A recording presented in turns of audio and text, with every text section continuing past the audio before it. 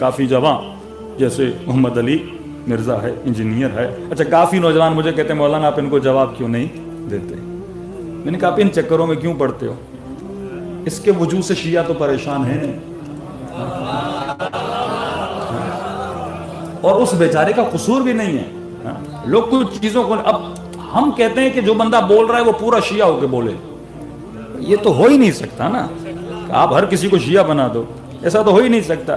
اس کی اپنی ریسرچ ہے، کم از کم اس نے جو پاکستان میں کام کیا، وہ جو ٹک ٹاکر مفتی ہے وہ بھی کہتا ہے کہ ہم پریشان ہیں، ہمارے سارے بچے ادھر جا رہے ہیں، ہمارے بچے تو کہیں نہیں جا رہے ہیں نا، انہی کے بچے جا رہے ہیں نا، کیونکہ یہاں جو آ جاتا ہے وہ پھر واپس نہیں جاتا۔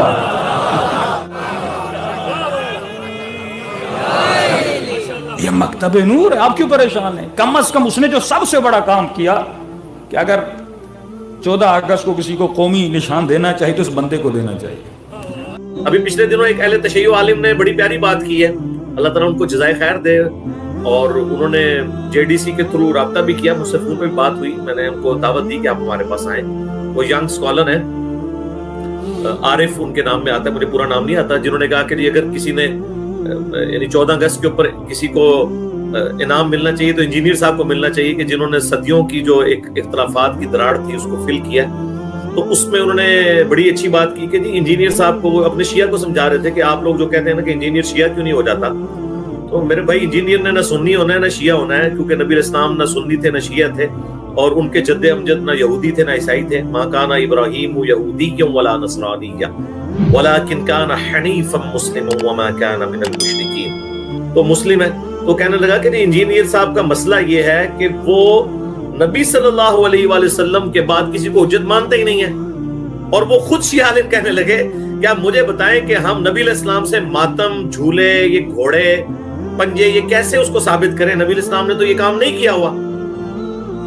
تو وہ تو اس کو اس انداز میں بیان کر رہے تھے، لیکن یہ میرے لیے سرٹیفکیٹ ہو گیا ہے کہ ایک شیعہ عالم نے الحمدللہ یہ چیز مانی ہے کہ نبی علیہ السلام سے یہ ساری چیزیں ثابت نہیں ہیں، اور نہ آپ تعلیم کر کے گئے ہیں۔ ایک ہے اہل بیت کی یاد میں رونا، وہ تو ہم بھی روتے ہیں، شاید ان سے زیادہ روتے ہوں۔ میں تو اکثر کہتا ہوں کہ جی دنیا کا سب سے بڑا شیعہ جو اپنے آپ کو سمجھتا ہے نا کہ میں اہل بیت کا محبت کرنے والا ہوں، اور وہ مجھے کہے کہ تم اپنی محبت اہل بیت میرے ساتھ ایکسچینج کر لو، تو میں اس سے ایکسچینج کرنے کے لیے تیار نہیں ہوں۔ اور اسی طریقے سے دنیا کا سب سے بڑا سنی چیمپئن اگر مجھ سے پوچھے کہ میری جو حضرت ابوبکر عمر کے ساتھ عقیدت ہے وہ ایکسچینج کر لو، تو میں ایکسچینج کرنے کے لیے تیار نہیں ہوں، ان کو تو وہ عقیدت ہی نہیں ہے۔ صحابہ کرام کا تو تعارف، عمر سیریز کا تعارف اور ان کی زندگی کی کنٹریبیوشنز اسلام کے لیے ہمارے سے پہلے کس نے اس طریقے سے ہائی لائٹ کی تھی؟ تو وہ شیعہ عالم نے بڑی اچھی بات کی، انہوں نے کہا انجینئر صاحب کا مسئلہ یہ ہے کہ وہ نبی علیہ السلام کے بعد کسی کو حجت نہیں مانتے۔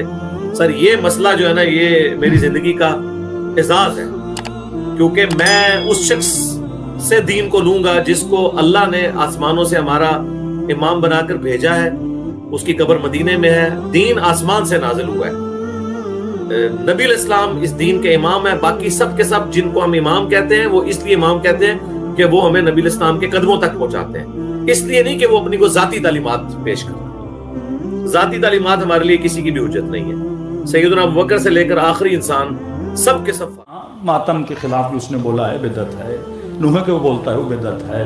وہ کیوں بولتا ہے؟ کیونکہ مینٹلٹی ابھی تک وہی ہے، کیونکہ اس کا جو سورس ہے، آپ چیز ذہن میں رکھیے، اس کا سورس ہے صرف نبی تک، اس کا سورس صرف نبی تک ہے، یہ ایک بالکل لوجیکل بات ہے۔